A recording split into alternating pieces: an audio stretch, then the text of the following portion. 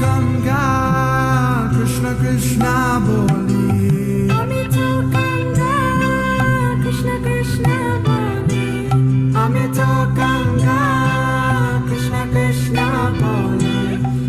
Tava Pace, Pace. Ohe Vaishnava Thakura, Doyara Sagara, Vedase Karuna Kori.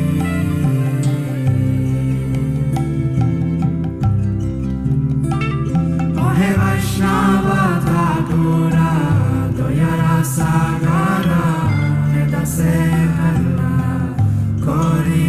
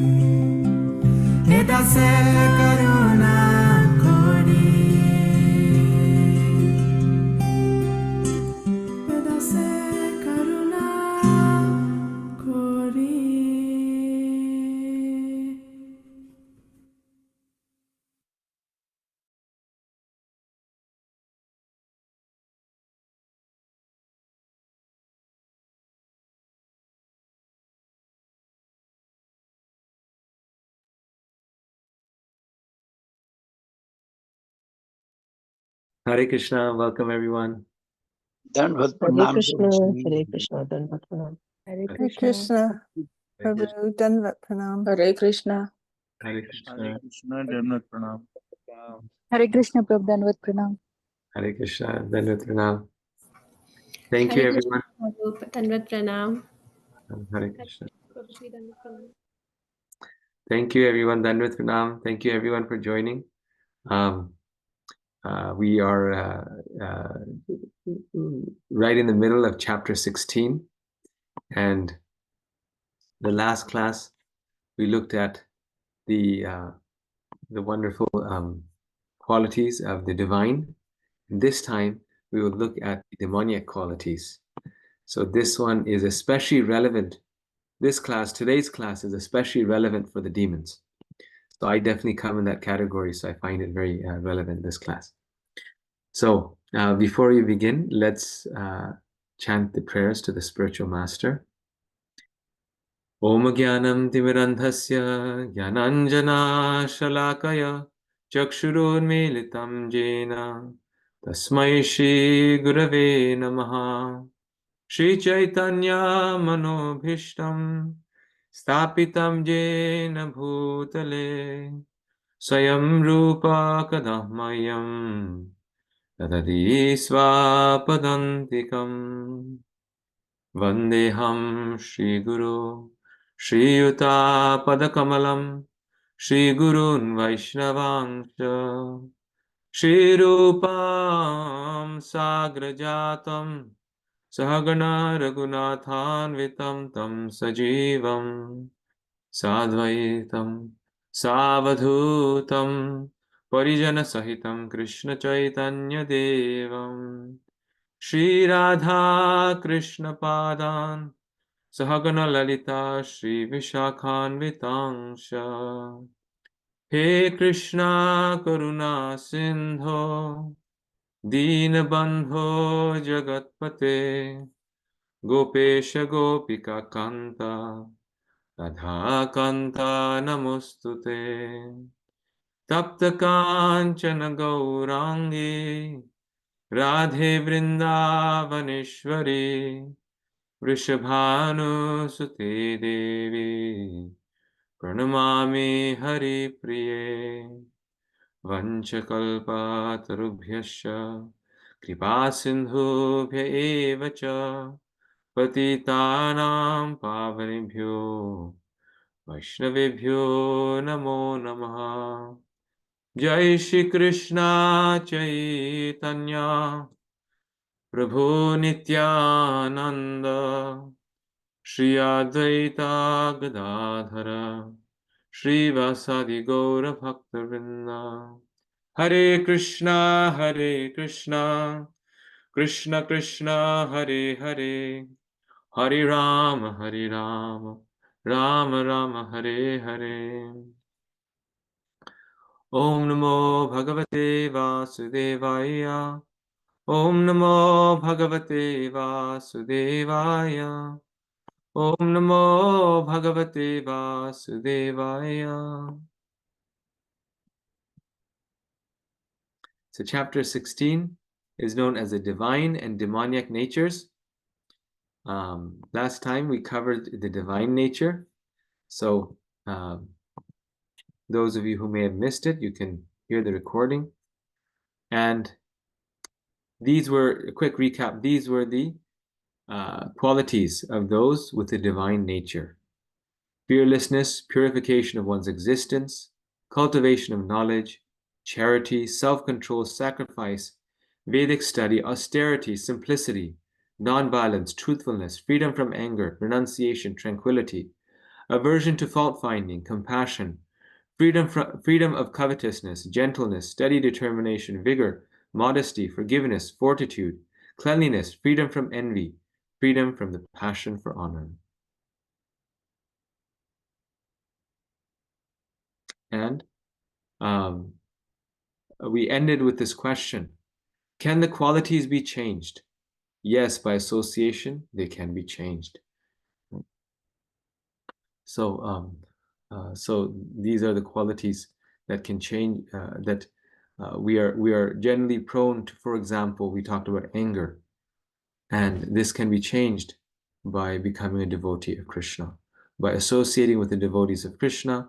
All these qualities can be developed. All these are the 26 qualities of a devotee. All of them can be developed and realized in our own life.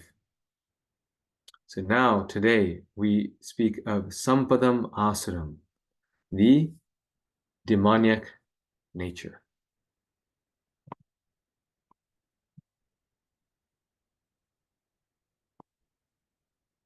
Krishna says, pride, arrogance, conceit, anger, harshness, and ignorance. These qualities belong to those of demoniac nature, O son of Partha. And then later on, in 1621, he adds 3 more qualities that are part of the qualities of those of demoniac nature, and those are lust, anger, and greed. So this is a very relevant chapter, right? We read the wonderful qualities of a divine person, of a devotee of Krishna, of a godly person, and we can positively inculcate those. And now we can meditate on, these are the qualities that I want to avoid. And how poignant and perceptive are these qualities. Imagine in a world in which there's no pride, arrogance, conceit, anger, harshness. Anger kind of includes that, but Krishna, just to specify, he also says harshness and ignorance. These are the qualities that belong to those who are demoniac, not those who are divine, and should be avoided. And where do they come from? They come from lust, anger, and greed. But it's very significant that the first quality of the demoniac is what? It's pride, right? And the first quality Krishna describes of the divine in chapter 18, I believe he says, is humility. So the first quality of a divine, a godly person is that they're humble. The first quality of a fool is that they're proud. So pride is what we want to avoid at all costs. The word abhijatasya, in reference to one born of transcendental qualities or godly tendencies, is very significant. To beget a child in a godly atmosphere is known in the Vedic scriptures as Garbhodhan Sanskar. If the parents want a child in the godly qualities, they should follow the 10 principles recommended for the social life of the human being.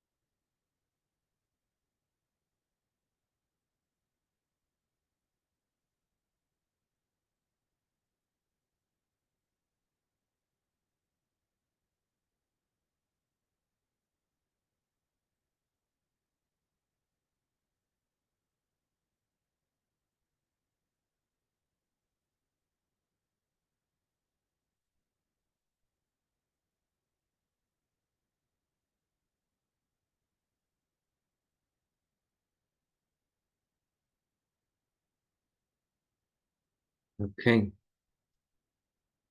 These demoniac qualities are taken on by them from the beginning of their bodies in the wombs of their mothers. And as they grow, they manifest all these inauspicious qualities. So we generally always say that the qualities in a person are based on their guna and their karma. It's based upon, their activities, the actions that they perform, and the qualities that they develop. Here, it seems like Srila Prabhupada in the purport is saying, seems to be suggesting that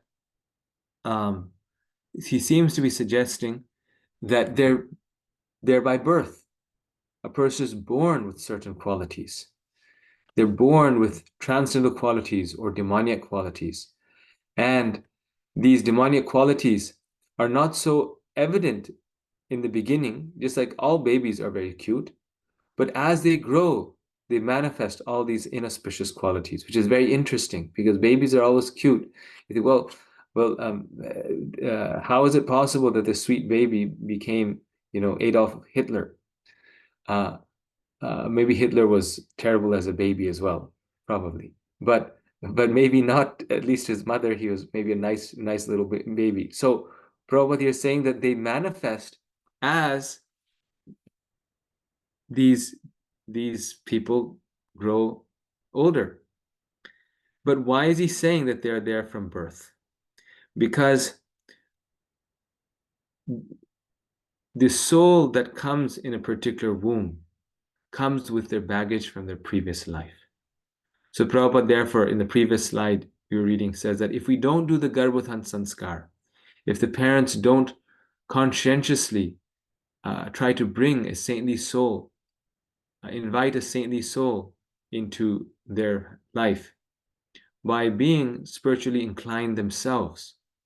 And it's not just the moment of conception, that moment, what I was thinking, but it's the entire life of the parents, their effort, their intention. Then it's quite possible that they may get an ungodly soul that will appear in their in the mother's womb, right? that will come.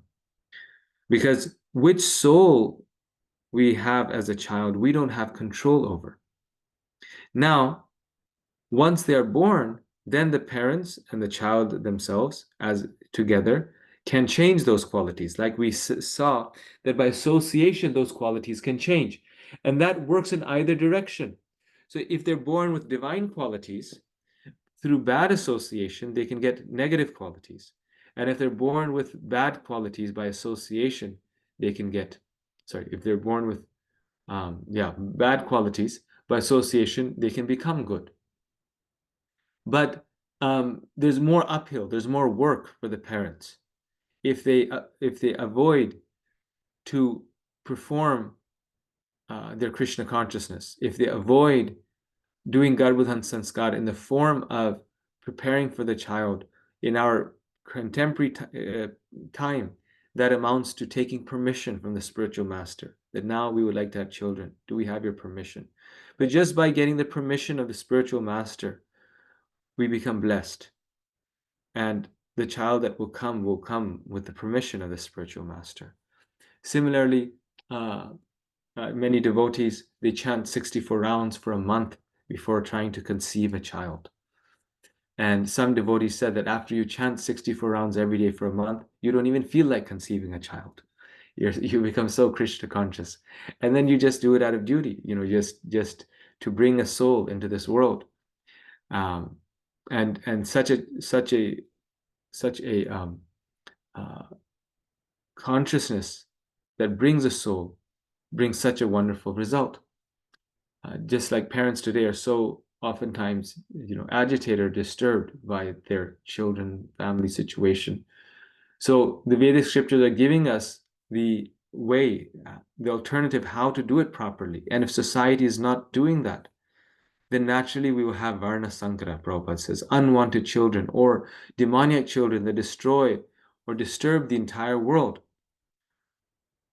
But again, if we already have children and we didn't do it, it's not too late. By association, we can change them. Because we've also seen in our movement, where parents have done all of this. They've done Garbhodhan Sanskar, they chanted 64 rounds, they had children, but then those children did not turn out to be the Vaishnavas that they thought they would. Or they still showed, difficulty. And that was association. That even then after birth, it's not that if they have those auspicious qualities, they can be left to their own. That's very rare souls, that even without association, they can remain Krishna conscious. Very, very rare. Generally, the children also, then they need good association. What they do after matters a lot. So there's two things. There's nature and nurture, right? Nature and nurture. They both have to work in place. You cannot just have nature and you cannot just have nurture. They both have to be there. Mashacha sampadam daivim abhigjato si Pandava. Do not worry, O son of Pandu, for you are born with the divine qualities. So after Arjuna hears this text 4, Prabhupada describes, Arjuna becomes very disturbed in mind. That, oh my gosh, am I born with these demoniac qualities? Do I have any hope? And Krishna immediately assures him, he says, don't worry, you are born with divine qualities. You don't have to worry. You're born with divine qualities. So Arjuna, he was Krishna, a liberated soul. So he had nothing to worry. But we are not liberated souls. So we always need to remain in that state of Krishna consciousness, in that good association. Mashucha sampadam daivim abhijato si Pandava. His involvement in the fight was not demoniac, because he was considering the pros and cons, not acting under the influence of anger, false prestige, or harshness. So Arjuna is particularly concerned if he is manifesting demoniac qualities, because he is thinking that I am about to fight, and fighting is anger, right? Fighting is conflict. Who likes to fight? It's like, we often have to fight for the right thing, but to fight is such a burden. Then you get bad relationships with people, and then you have to they won't smile the next time you see them, and then it's like you feel kind of pulled down, and any form of conflict, especially for a devotee who has no interest in conflict, is such a headache. It's such a sacrifice. So Arjuna doesn't want this fight, but he's fighting. So he's thinking, maybe I'm a demoniac person. But then Krishna here clarifies. Prabhupada is saying that no, because he is not acting, he's not fighting out of anger. Though he has every reason to be angry with the Kauravas, he's not fighting out of anger, because he's considering the pros and cons. He's not acting out of false prestige that I'm the greatest warrior, or out of harshness, because he's asking Krishna, should I fight? He's taking guidance from his spiritual master, Krishna. He's taking guidance from all the sadhus, and he's taking guidance from the scriptures. So the sign of an intelligent person, even in the material world, is that before they act, they consider the pros and cons of a particular course of action. A devotee thinks very deeply about anything they do before they do it. And Arjuna, and similarly, the devotees today, they think about everything by consulting 3 things. Every decision should be based on 3 things: Guru, Sadhu, and Shastra. That has my action passed the Guru, Sadhu, Shastra check? Has it passed the Guru, Sadhu, Shastra check? Has it been approved by the Guru? Has it been, not just that, okay, we follow the Guru and blindly, and the Guru, we don't know if he's self-realized or not. No, we also consult the sadhus. The other sadhus are saying something similar. Because this is the checks and balances system. And then the third one is, both the Guru and sadhus must be based on Shastra. We check the scriptures. And then when all 3 are in line, we know, okay, this is the correct course of action. So Maharaj Yudhishthira Arjuna, they were acting after these three things were put in line. And therefore, whatever happened, whatever action they did, they were not liable. They were not getting the reaction because they're acting on the instruction of the Lord through Guru, Sadhu, and Shastra. So not just one thing. Oh, scripture says this, therefore I'm doing it. But how do we know if we've understood the scripture properly? Or my guru says this, so therefore I do this and don't hear anything else. No, all three must be there.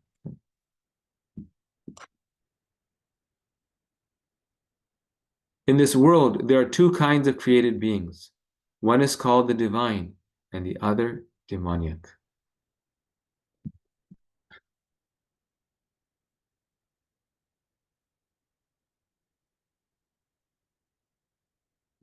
So, Krishna seems kind of black and white here, but the fact is that this is what Krishna is saying. Either we are devoted to the Lord or we are not. And that's what the majority of the world is. Of course, some people are on the path, right? So some people are moving from the demonic to the divine. So we have to be careful in taking and stretching this verse too far. But some are from their previous life. Actually, we were talking about this yesterday at the end of the program. Some from their previous life are bringing pious credits. Others from their previous lives are bringing negative credits, demoniac natures. So they do not like people in divine nature. They will tolerate all kinds of noise, barking of the dogs, the motor car passing, the airplane on overhead. But as soon as there is kirtan, they're disturbed. They'll tolerate so many different types of noise, but they'll not tolerate kirtan. The Prabhupada is saying that this is why they're called demoniac. Why Krishna is saying this? Because they that's their nature. They tolerate so many material things, no problem. For material purpose, take as much stress and anxiety, no problem. But don't do anything for Krishna. They can't tolerate the sound of kirtan. Just like before my wife became like a full devotee, when she was just coming to Krishna consciousness, then some of her relatives were forbidding her from going to the temple. And the interesting thing was that they were completely fine, she being a young girl, they're completely fine if she went to watch a movie.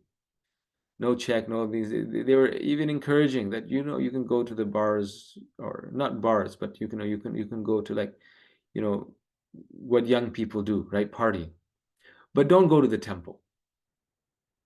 The temple was dangerous for her, but all of this was not, right? And at the end, now she has so many brothers and sisters and these things. She's a devotee, and the rest of them are not. But she's the only one who's actually taking care of her parents and the family and all these things. So we see this mentality among those who are averse to Krishna, that they will be okay with everything, but they're just not okay if you become Krishna conscious. Why is that? That's because they have developed this nature. They have developed these qualities. In the morning at 7 o'clock, we used to hold our class. Prabhupada is remembering. And there was little sound. Immediately the tenants from upwards, they'll come down and complain. Sometimes they will call for police. And on the street, 2nd Avenue, there's always big trucks and motor cars going on. Heavy sound. Then in your country, the garbage carrier sound, the digging sound, so many sounds they'll tolerate. And as soon as Hare Krishna, oh, it is intolerable. This is demoniac. It's very interesting that Srila Prabhupada mentions the garbage carrier sound. It's so interesting, because sometimes in the morning, I chant outside and walking in the community. And that's like the most, if it's Thursday morning when our garbage truck comes, it's like the most annoying thing if you're out chanting, and then Because the garbage truck goes slow. It goes, you're walking, it goes about the pace that you walk. So it keeps you go for it, and then comes. It's like so noisy. And then I turn the other way. Okay, this is coming. But then the recycle truck comes. And then there's the recycle truck. It's like Thursday morning, there can be no peace anywhere because all the garbage trucks are making huge sound. And Srila Prabhupada is mentioning this.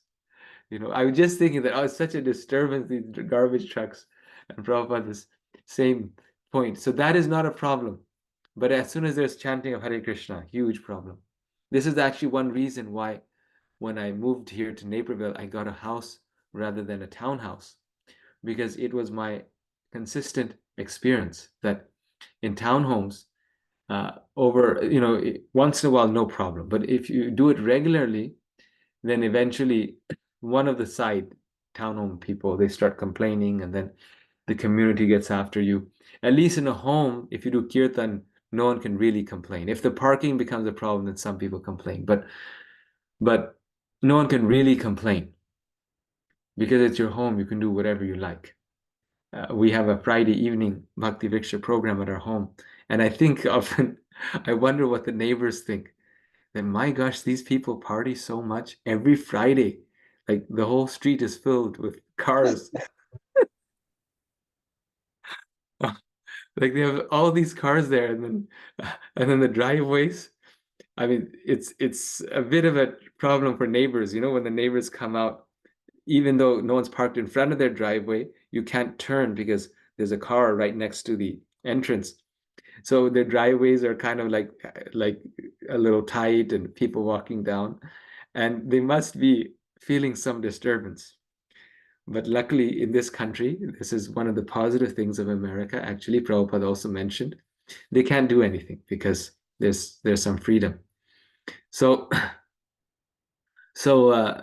this was actually one of the reasons for a house, because people are so intolerant, and it's nice music, but they will not tolerate the kirtan. And Srila Prabhupada, imagine the austerity that he went through. In the beginning, he was in an apartment, and he would do the whole program, everything from an apartment. Then he had this matchless gifts, but it's still, if you see pictures of it, it's adjacent to other buildings. But in the back, he had an apartment, like a courtyard, and then a back there. So that was a bit better because he was away from the street where Srila Prabhupada is staying. So it's a little peaceful. And the storefront, the actual temple, was in the front. But during the program, it's like so many, we notice almost every evening, every day, you go sit outside. In winter, the weather's so bad you can't go outside, right? It's so cold. And in the summer, you go and you sit outside and you think, okay, beautiful weather, nice, peaceful evening, I can go and sit outside. But you can never sit peacefully. What happens? Someone's mowing their lawn. The lawnmower is going. And then, the cutters, even last night we were having the program, right? And then someone's mowing their lawn in the back. And there's all these disturbances of different sounds. There's no peace in this world. Big cars going back and forth. But Prabhupada, in spite of all of that, he was preaching and chanting Hare Krishna. And people were disturbing him. They were stopping him. But he was preaching. He was chanting. So that is, he's saying by practical experience, that is what a devotee, a great devotee even, experiences. Text 13 to 15. The demoniac person thinks, this is the very famous verses. How do they start? I forget. I knew these verses before. The demoniac person thinks, so much wealth do I have today, and I will gain more according to my schemes. So much is mine now, and it will increase in the future, and more and more. He is my enemy, and I have killed him, and my other enemies will also be killed. I am the Lord of everything. I am the enjoyer. Ishwaram aham bhogi, siddhoham bhagavan sukhi. I am Ishwar, Ishwaraham aham bhogi. I am the enjoyer. I am perfect. Siddhoham bhagavan sukhi. Powerful and happy. I am the richest man surrounded by aristocratic relatives. There's none so powerful and happy as I am. I shall perform sacrifices. I shall give some charity, and thus I shall rejoice. In this way, such persons are deluded by ignorance. So Krishna is the best psychologist, right? So he's describing the psychology of those in the material consciousness. This is the way we think. I'm powerful, I'm happy, I got even with all my competitors, and now people are worshiping me. This is the way life should be. But a devotee is exactly the opposite consciousness. A devotee does not want the limelight. The devotee does not want to be honored, or the devotee does not want to lord it over others. We see like why divine and demoniac, the opposite consciousness. When Duryodhana and Arjun were on the battlefield, the same battlefield, we could see the difference in their consciousness. Duryodhana is thinking of every possible way in which he can get in chapter 1, he riles up his people, that he can get them angry and mad, and so they lay down their lives for him, so they die for him. And this is the material consciousness. This is why people want to, and they insist to eat meat. More than the taste, they want someone to die for their food. There's this man, Hanumat Preshak Maharaj tells, and he was talking to another man in the store, and they're talking about meat and what they like, and this man said, for my meal, someone has to die. Like he was saying, this is why I'm not a vegetarian, because someone has to die for my food. And for the devotee Arjun, he's thinking, how can I somehow avoid this battle? And he's saying to Krishna, he actually says exactly that, let these people enjoy the kingdom. Let them come with arms raised and let them kill me. But why should I engage in this ghastly warfare? He is a soft-hearted, compassionate warrior. And Duryodhana is arrogant and greedy and self-centered. Just like yesterday, we were reading about Jad Bharat. Right? Jad Bharat was completely happy. And we cannot develop these qualities overnight, but that's the mindset we are looking forward to. Completely happy, just in his relationship with Krishna.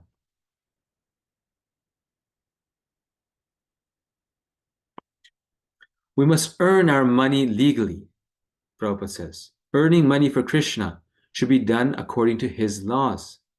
And we should be satisfied. And we should be satisfied with whatever we get by honest labor.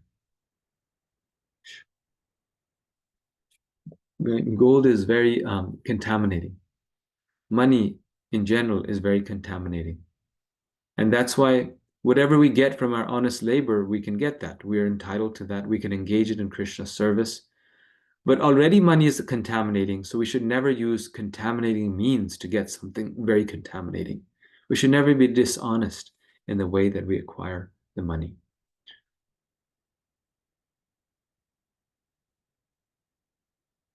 Similarly, these sinful activities should be avoided. This is our chicken sandwich and beer. All these things create this consciousness. And if we want to avoid that demoniac consciousness, we must avoid the sinful activities that lead to that demoniac consciousness. So,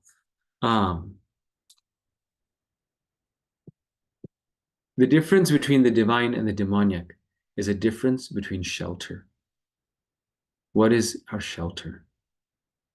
For the demoniac, they take shelter in ahankaram ashrita. Ashrita means taking shelter, ashraya. They take shelter in their ego. So, something, it's very obvious in the material world. It becomes very obvious that we are not controllers. It becomes very obvious in the material world that we are losers. We're fighting a losing game. It becomes very obvious in the material world that we're not very powerful. There's powerful people besides us who crush us sometimes, right? But when life shows its obvious course, those of the demoniac nature, they turn on the music and they start dancing to it and they start thinking, I am great, I am powerful, right? And so many songs are just exactly that. You listen to them, to the cinema songs, these famous singer songs of the material world. It's all about how great I am and I'm this and I'm that. So they're taking shelter in their false sense of self, the ahankara. That becomes their shelter, something to boost them up until the next fall, until the next reality check, right? Or they take shelter in kamam ashritya. Right? Kamam ashritya. That, well, everything is a mess, you lost your job, everything like this, but okay, my wife or girlfriend will, they will give me that refuge. Right? And therefore, it's so important in mature world, this kama, because it becomes a shelter. Everything is painful and not good, but okay, at least I have that. Or okay, that's the only thing.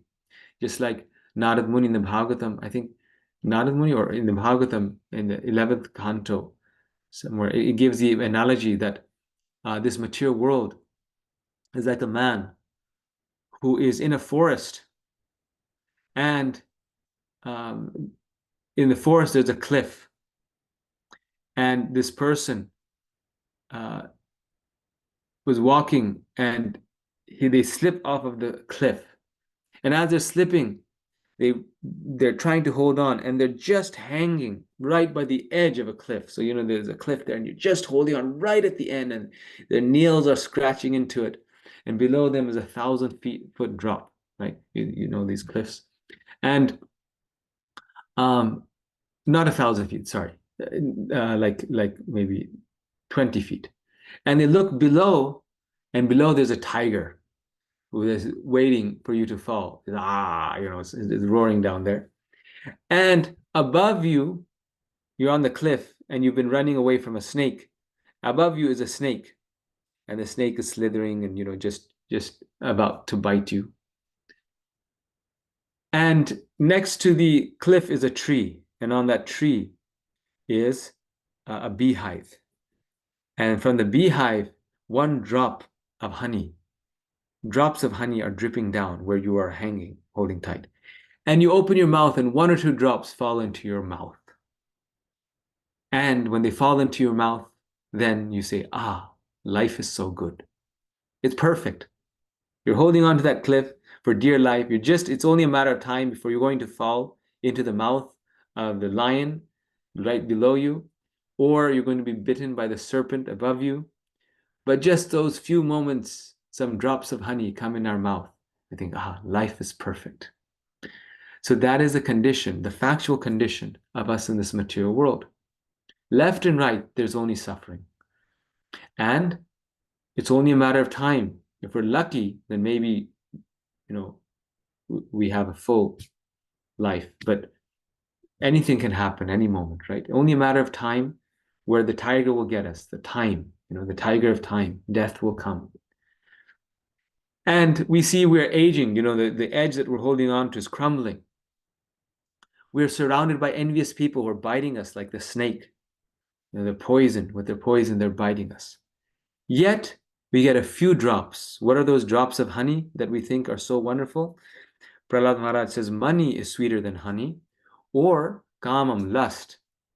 A few drops of happiness, and you think, life is perfect. So this is the great illusion that we are in. So that's our shelter in the demonic world. What's the divine shelter? The divine are also taking shelter, but they take in daivim prakritim ashrita. They take shelter in daivi prakriti, in Krishna's divine prakriti. It is divine nature. Srimati Radharani. So this is it's our choice. We must have shelter. We must have happiness. We must do something. We must enjoy. But it's our choice to take shelter in the fallible things of this world, our ego, lust, or take shelter in Krishna. So, what is the result of this demoniac mentality? Tanaham dvishyata kruran samsareshu naradhaman kshipam yajasram ashubhan asurishveva yonishu. Aha, the result of developing a demoniac mentality, nature, is that asurishveva yonishu. Those who are envious and mischievous, who are of the lowest among men, I perpetually cast into the ocean of material existence, into various demoniac species of life. So they glide down into the animal species of life or into demoniac births.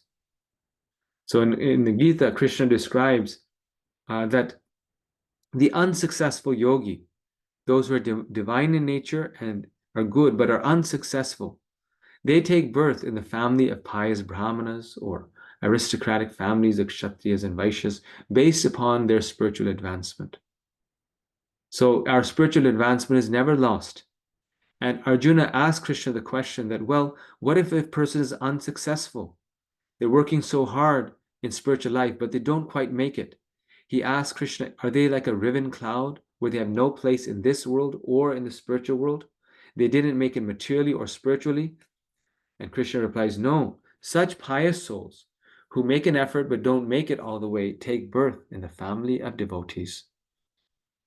In the same way, but in the opposite way, those who develop the demoniac nature or envious and mischievous, they take birth in demoniac circumstances, in the family of maybe demoniac people. So your mentality will be developed like that. You know, how Chapo's son was also a drug dealer, and Chapo is also a drug dealer, right? Because he's his son. He will be, if you're born in that way, you will get that. Generally speaking, there's always exceptions, but generally speaking. So why Krishna's put someone in a drug dealer's home or in a thief's home? Because they developed that consciousness in their previous life. Sometimes we see that very exalted souls are taking birth in ordinary families, not of devotees or business people, or just like in materialistic families, in very difficult circumstances, but they're very exalted. So that can also happen. But the main thing is the consciousness, right? What consciousness are we attracted to? That shows the level of spiritual development that we have done in our previous life. And then, of course, there's nature and nurture. So that's only 50%. That's where we start from. But then what we do in this life, the nurture part, is most important. So Krishna casts them into demonic species of life. Now, Krishna here uses the word perpetually. Does Krishna eternally cast them perpetually into material existence? No. The Acharyas explain that Krishna is saying perpetually as a matter of emphasis. Like when a child is naughty, then sometimes we tell them, let's say if they, eat too much ice cream, the mother comes and tells them, I will never give you ice cream again. You're never going to have ice cream again. Never again.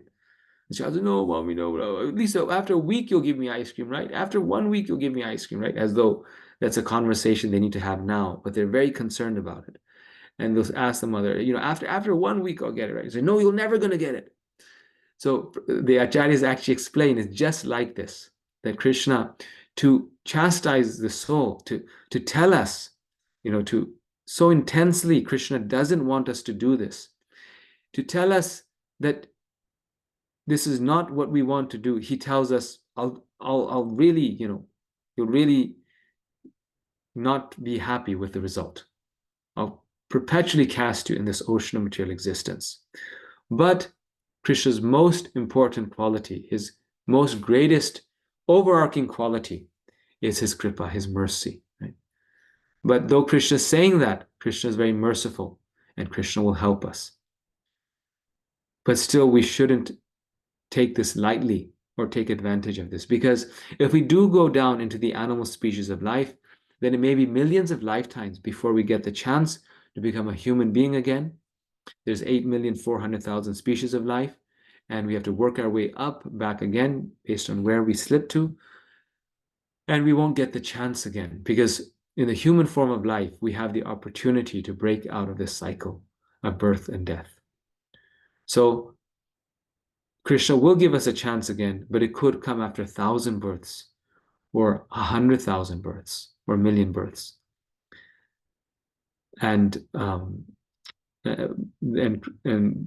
we may not get, that opportunity. Like one disciple of Srila Prabhupada,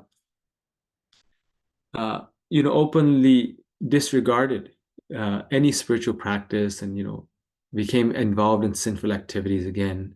I think he became a drug dealer again. He was a disciple, and he was taking drugs before he became a devotee, and he intentionally went back to these things, or something serious. And Srila Prabhupada, when he heard this, and he wasn't addicted or something. It wasn't like, he was by force. He intentionally went back into the trade, the sinful trade of doing something. Then he said that Krishna will not give him another opportunity for 700 lifetimes, because he's wasted this opportunity. He's intentionally gone back into sinful life, doing the wrong things. He'll have to pay the price. So Christians say eternal hell. We don't say that, right? That doesn't make sense. But what Krishna does say is that there are consequences to our actions, and we should be very conscious about how we lead our human form of life. So it's not just a free ride for us that, okay, I mess up in this life, in the next life, I'll start from where I left off. Easy, speechy, I don't do it, I got next life. No, it might not be next life. So we have to be conscious of that. There we go. All these different species of life. Asanam bhava eva asurishveva yonishu. I mean, no one can see an alligator and believe that they are a pious species of life. That the alligator is a very saintly soul. I was in Florida for quite a few years, so I have firsthand experience of seeing an alligator walk across our backyard, and they remind you of alligators. Therefore, in the material existence, we find so many species of life, animals, insects, men, and so on. All are arranged by the superior power. They are not accidental. As for the demoniac, it is clearly said here that they are perpetually put into the wombs of demons, and thus they continue to be envious, the lowest of the kind, the lowest of mankind.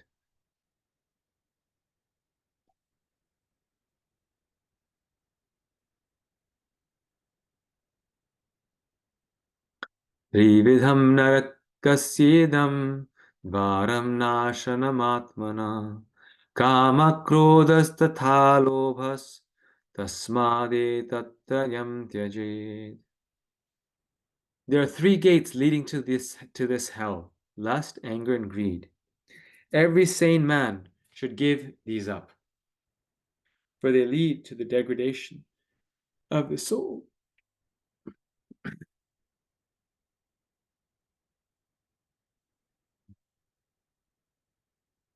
So this is the other very famous verse. Prabhupada quotes this very often.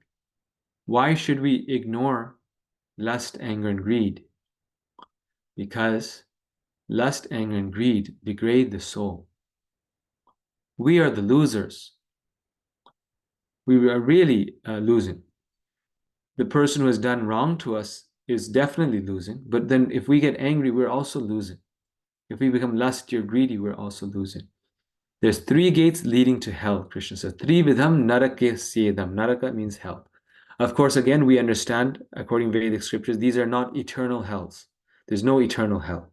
These are temporary, but not a nice place. If these are kind of extreme pictures here.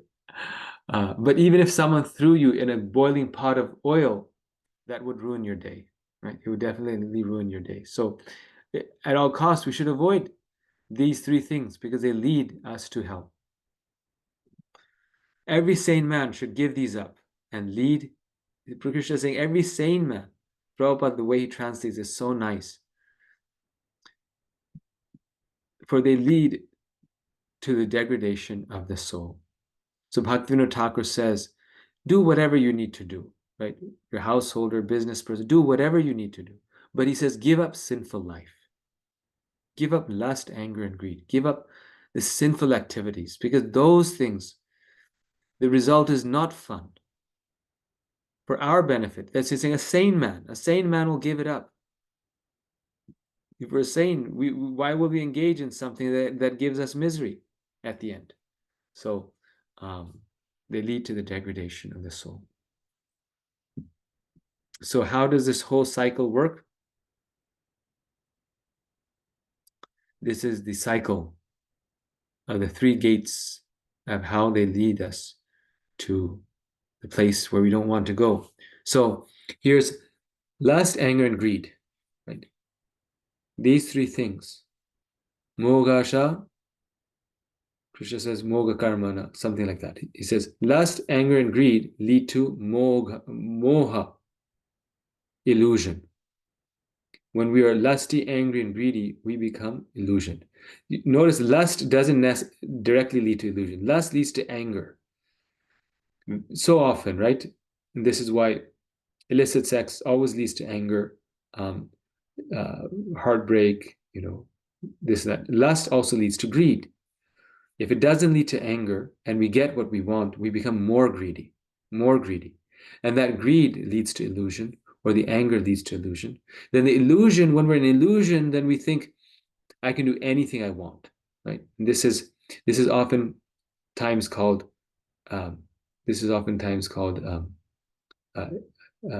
being a teenager, right?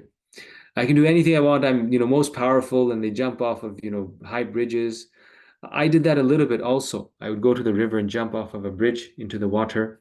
And then one time I broke one of my leg bones. So then I stopped by Krishna's mercy. By Krishna's mercy, I only got a little bit hurt.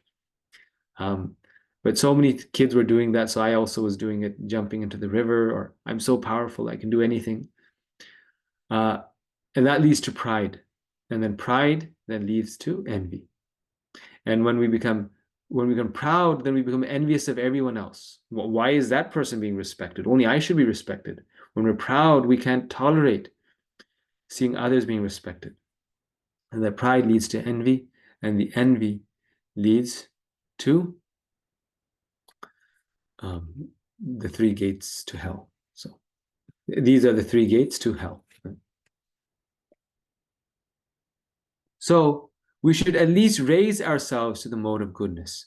And this is why samskaras, good training, good childhood is very nice. A civilized society is very conducive for spiritual life, because even if one falls from the path of spiritual life, the place where they fall to is the mode of goodness. Right? This is why piety is helpful in spiritual life, because we all have our difficult days and we all fall. But if we're habituated to at least a goodness life, even if not transcendental, then when we slip, we fall to the mode of goodness rather than passion and ignorance. So fundamentally, on a very deep level, we should at least raise ourselves to the mode of goodness.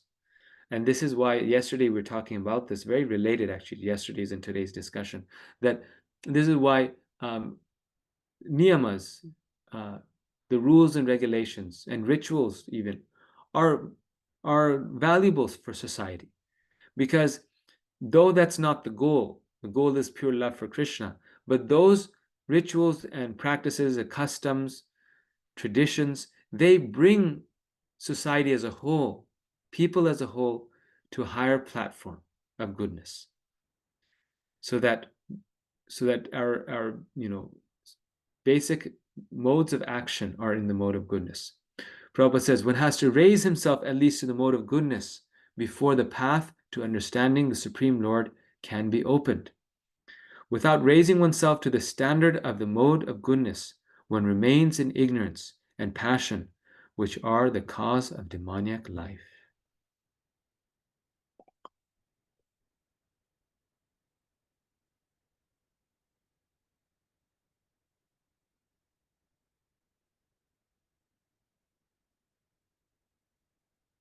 Without coming to the platform of Sattva Gun, nobody can advance in spiritual life.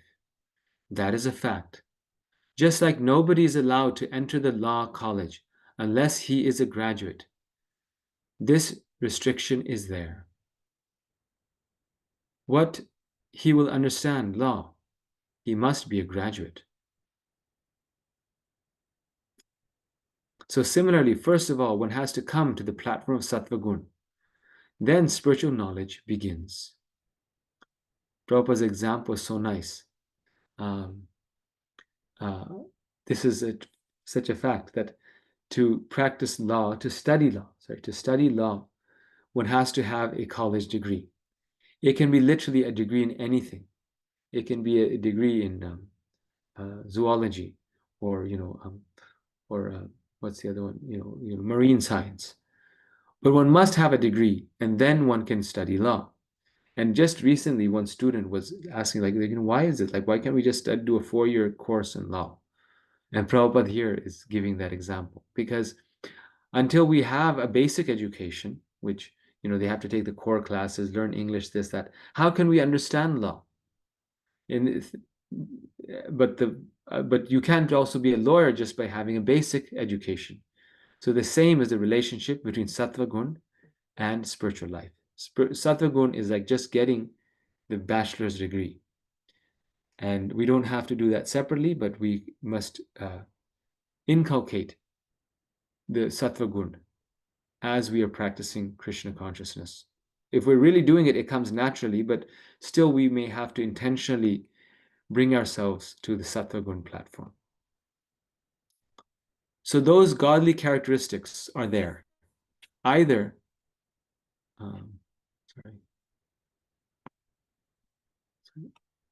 my bar is, either you practice yourself to come to the godly characteristics, or there is a simple method. If you take to devotional service, all the godly qualities automatically come. This is the process. So in this age, to develop these godly qualities is very difficult. But if you take to Krishna consciousness by the simple method, by chanting Hare Krishna, Krishna Krishna, Hare Hare, Hare Rama, Rama Rama, Hare Hare, then automatically you develop all the godly qualities. So interesting, right? So wonderful here that Prabhupada here is confirming that when people have a shortcoming in qualities, when they are lacking in even just normal mature qualities, like they have a tendency of becoming very angry, or they're harsh, or they're intolerant of something, then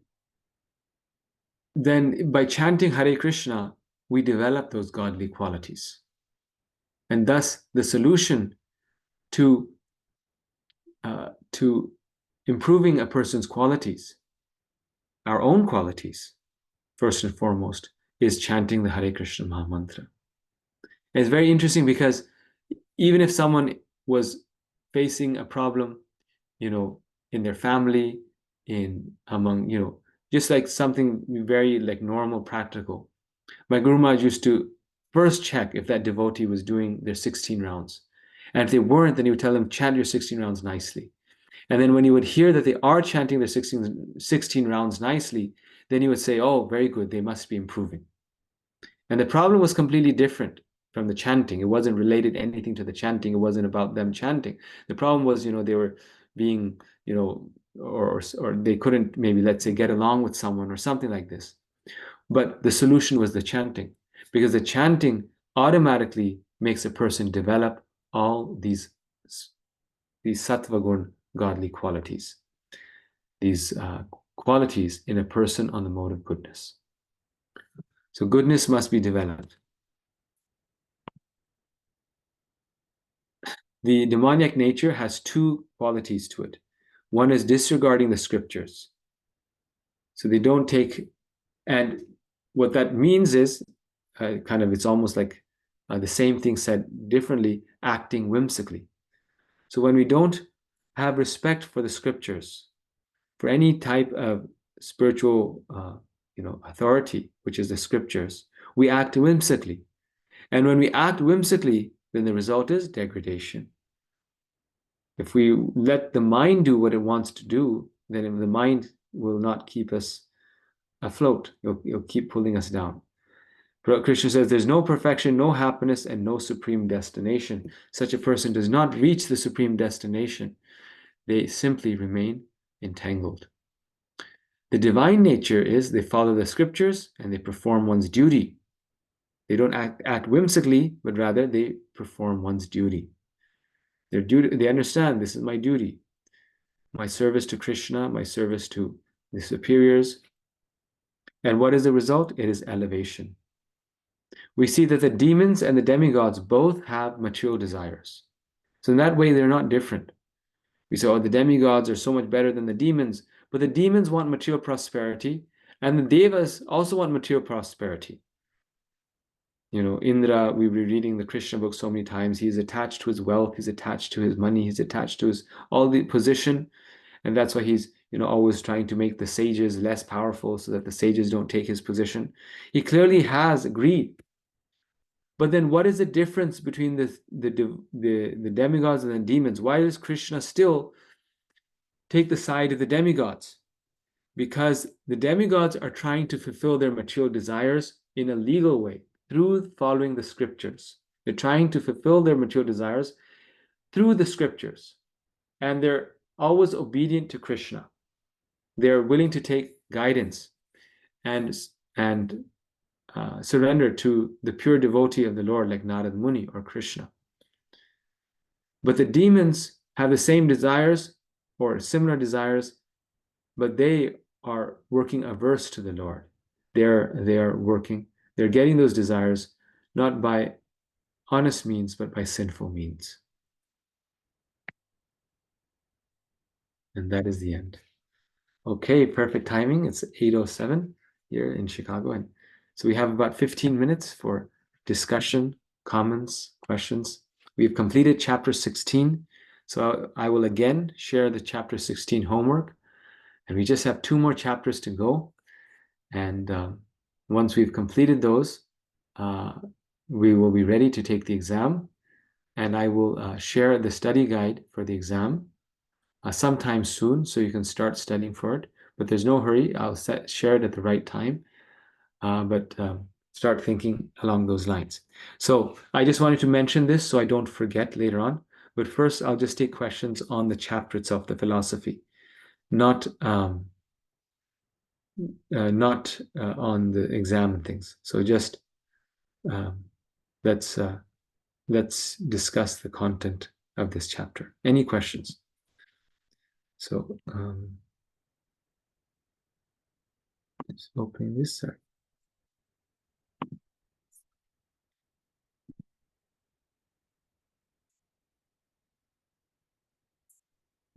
Oh, somehow on my screen.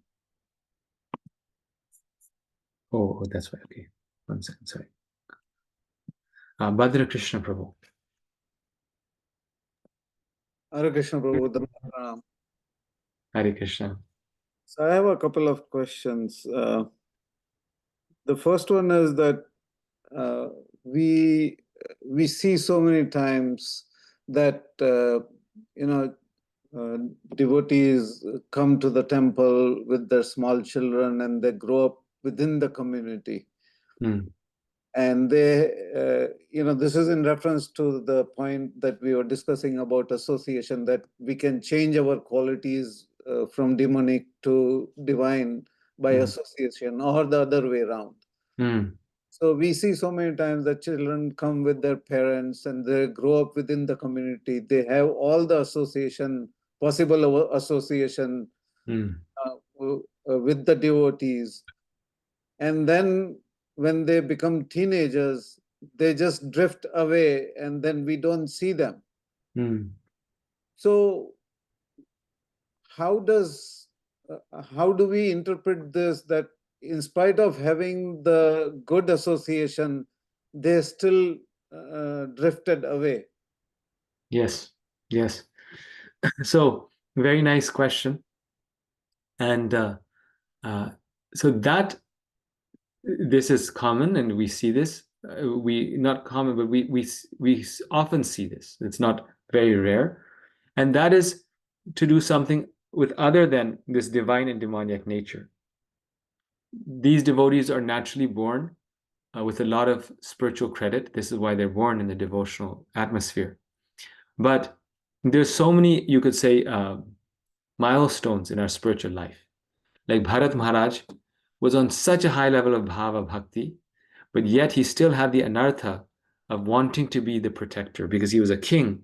He thought he was still in the consciousness that I am the protector of everyone. So therefore he had to protect the deer to the utmost extent. And because of that, he forgot his chanting and he fell down and became a deer in his next life, right? So the same way, for us second generation devotees, our shortcoming can be that when we have such a wonderful process, such a wonderful Krishna consciousness easily available to us, that we take it for granted. Right? We take it for granted. And we don't value it. In fact, we may even disvalue it or offend it or insult it. And therefore, we forget it for some time. Just like a wonderful example of this is Lord Hanumanji, where Hanuman was so powerful, was so strong. He was born with it. And he thought this is just like something, a play for my play. So he goes and starts, flipping the sages around. You pick up the sages and flip them around and, throw them here and there. And the sages become very angry with him. And so they curse him that you'll forget your power, you'll forget your strength. So devotees who are born in devotee families, they sometimes forget their Krishna consciousness because they already have it, they don't value it. And this is why hearing is so important. See, we have to value, remember, remind ourselves how fortunate I am. A sane person will not engage in sinful activities. One way we can insult the process is that we engage in sinful activities, even though we know it's not good or we don't have a reason to. So we have to remind ourselves that a sane person will not engage in these things. So that's one reason. The other reason is that also sometimes, even in our devotee association, the association is actually not so good, right? So sometimes devotees influence one another based on the level of advancement, and a devotee can tell another devotee, "Oh, it's not so important to be so serious." Like I was hearing a second generation devotee just recently say that, "Oh, actually, japa is not so important. Japa isn't for everyone. It's not for everyone. It's not for me." And then kind of creating that mood, and then the others get influenced by it, and then it's all cool and let's be Krishna light. So devotee association by itself doesn't mean that we have top quality association. And if we have that association, then it's hard to fall down because that association will remind us to know how fortunate we are. They will train us, but we have to accept that association. Sometimes we can take the association for granted. So the association is top quality, but we don't want to take advantage of it because we've seen it since our childhood. And we've also seen the faults. Everyone has some faults. And because, they have faults, I won't take it seriously. I won't, value it. So many devotees have the association, but either they don't value it or they're influenced by bad association.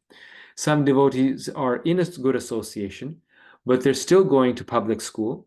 And at public school, they get some bad association.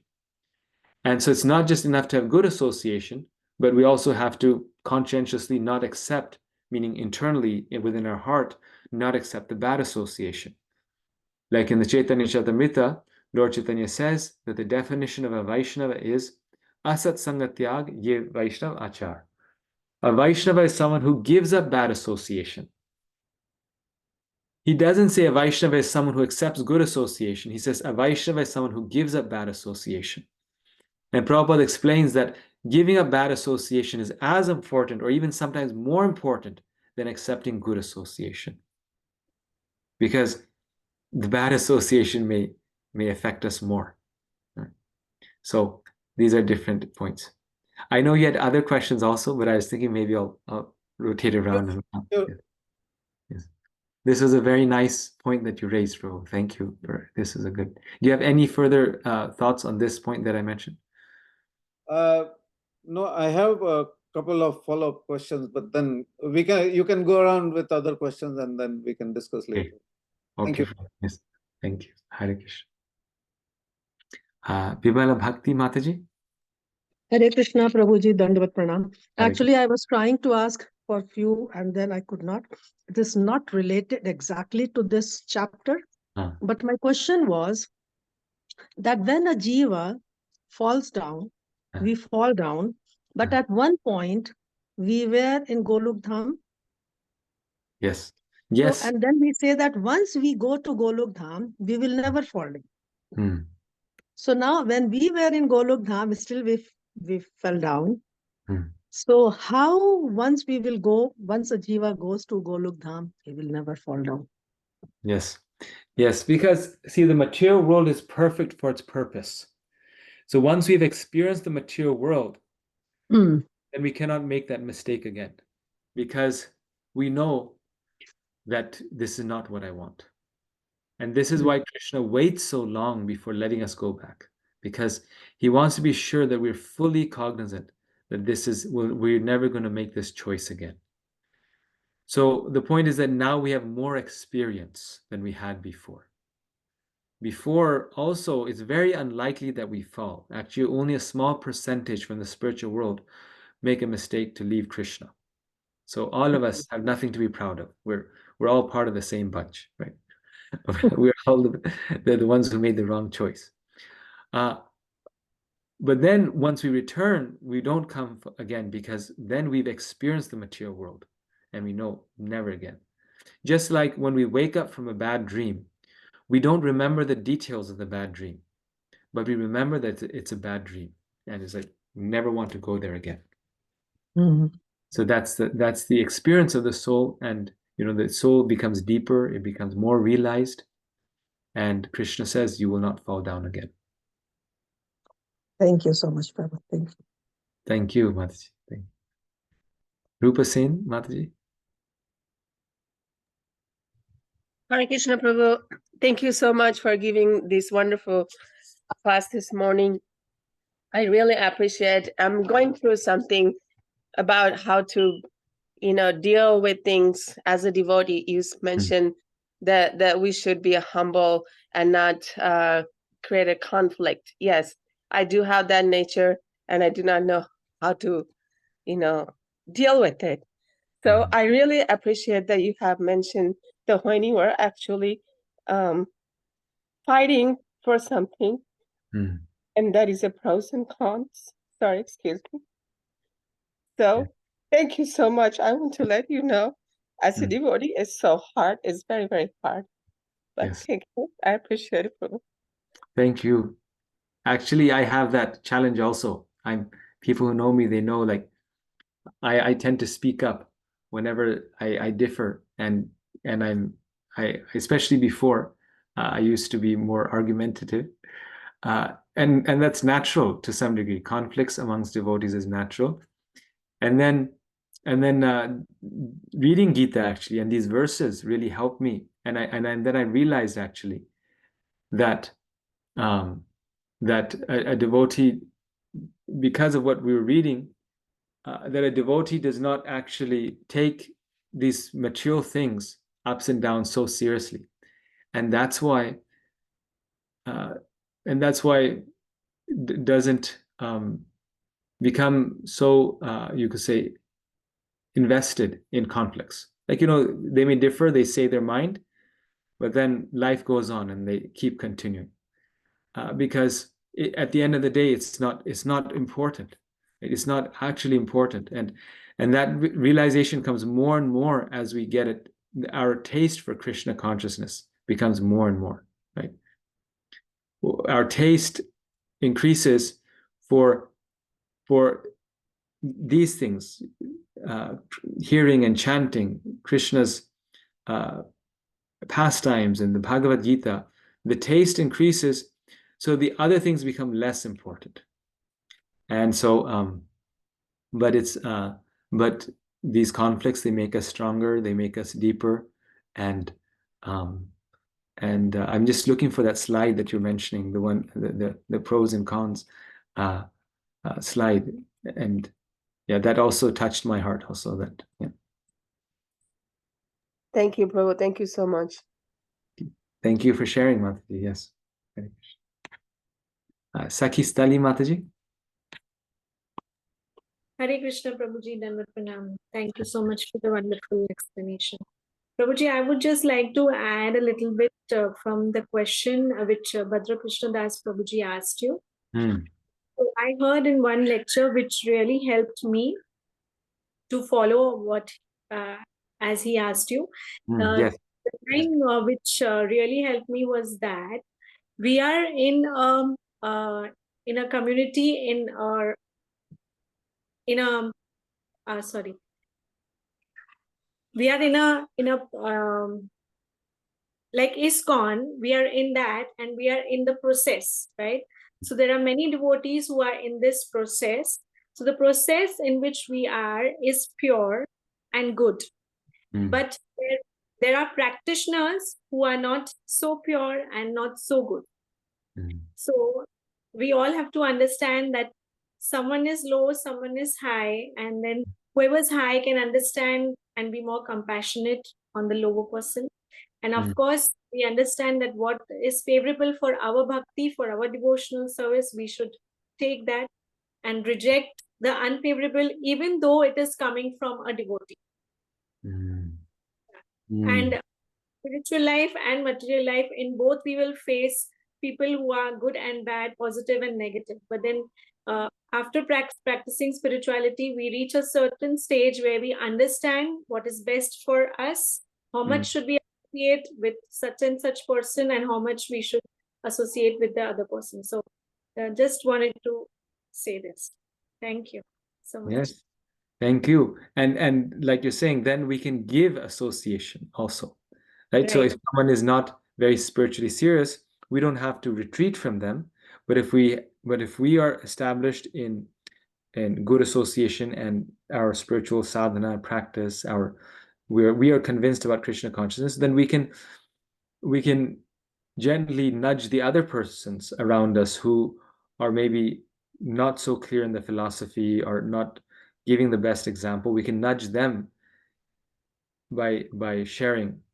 Yes, we can be more passionate towards them. Yes. Thank you so much. Thank you. Very nice. Thank you. Lavanya Mataji, did you have a question? I saw your hand go up and then it went down. Yes, Prabhu, my question was, partly answered in the first question itself, somebody asked, right? So, but I still have this, thinking, acting whimsically, right? So when we are in this divine mode or this sattvic mode, so we never act whimsically. Is that right? That's right. I mean, that depends on our level of advancement, but a devotee who is serious in their Krishna consciousness, they always take guidance before they act. And that's actually a very simple way to lead life. That these are the superiors that I know have my good interest in mind, and I respect them. And so let me act. Whatever action I do, I take guidance. Sometimes that's hard because we can't always get access to that guidance. Like in small day-to-day things, we have to use our own intelligence based upon what we've learned, apply it. But if we simply work under the shelter and guidance of those who are more spiritually advanced than us, then we don't have to worry about anything. Like you're completely protected. You're under a very powerful devotee. You're in line with them, they're protecting you, and then life goes on so easily. Oh, yeah. So my question was about, so even if we had, for a moment, if we think whimsically, so is it that, Krishna would protect us from, the thought which came into our mind? Even that, I mean, even the whimsical thought would be very positive. It's not offending others. And yes, initially he'll protect us from that whimsical thought. But if we are determined to act whimsically, then Krishna says, okay, your choice, I will let you do it. He then lets us utilize our free will. So a nice example, again, is this story of Bharat Maharaj, that he was acting whimsically. When he was taking care of the deer, he wasn't asking his spiritual master in the ashram. Initially, Krishna protected him, but then he was so determined to become attached to the deer that Krishna then pulls back. Prabhupada says, if a devotee wants to do a sinful activity, Krishna will stop him. Like he'll make things go wrong, so he make it difficult for him. But if again and again he wants to, then Krishna says, okay, fine, do it, and then you'll get the result. Learn from the result of that action, and then we suffer. So, thank you, Prabhu. Yes. It's so whimsical action. If we act whimsically consistently without the instruction of a spiritual master or a guide or a devotee, then that becomes aparadh. Yes. Okay, got it, Prabhu. Thank you for the clarification. Thank you, Mataji. Thank you very much. Hari Priya, we're going to end with you by saving you for the last. Yes, Hare Krishna. So I had some points. So my first point is that so we can see that the association matters the most. So how with whom person we associate is the most matters, because if we associate with the bad people, we will become bad, and if we associate with the good people, we will become good. And my next point is that people can talk. So very nice. Yeah, you told us. You told really nice that about Prabhupada, that he told it to he like when he was there in the when he was living in the apartment, in the matchless gifts he would chant, and there were like so many disturbances. So a person they cannot he cannot sit like peacefully, like he can't sit peacefully, like every time there's something that disturbs him. So then my next point is that so we can see that one should not be greedy, and one should use all his honest labor for Krishna. So if one is greedy, it can result him to Maya, and he can become a condition. But if one uses all his own labor with honesty and to Krishna, then he will be purified. And then my next point is that we can see that if one renders Krishna service and is a good devotee but fails to go to Krishna, Krishna gives them another chance to come to him. But if one is opposite and misuses the chance, he will take Krishna will give him Krishna will give him the chance again after many, but after many births, like thousands births. So there are 3 gates to hell. So it's Krodha, anger, Kama, lust, and Lobha, greed. So they are the 3 gates to hell, and then again like there's the cycle. So like it's the Krodha, Kam, and Lobha.